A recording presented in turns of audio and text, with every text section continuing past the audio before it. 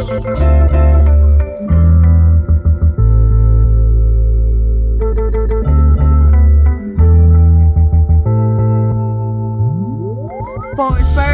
bird, must have thought you were absurd.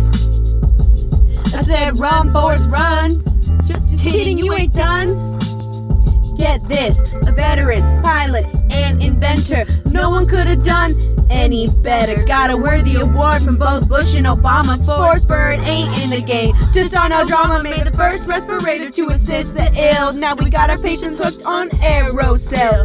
Here's a guy that used to fly with 21% O2 in the sky. Made inventions down to earth, gave respiratory therapy birth.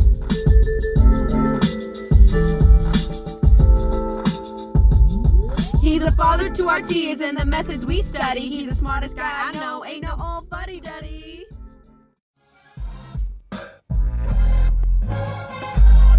So what's the deal with ventilation? Why is it so important to the nation? Well, don't you see, this technology was made for you and me, to get that breath back after an asthma attack, to make you breathe with ease, even during the disease, even to get you back on your feet.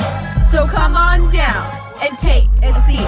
Have a breath of fresh air, you're meant to breathe, it's only fair. So when you start your inspiration, think about this devastation. Life is good for you and me, but what about people with COPD? Breathing for them just ain't that easy. Most of the days they be feeling wheezy.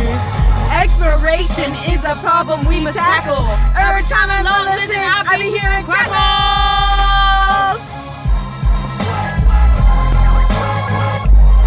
So appreciate these new designs. Today's RTs will blow your minds. Machines and devices set to different flows. Some go on your face and others up your nose. But when it comes down to who we think, it's pretty clear to me. Let's give it all up to our Papa RT.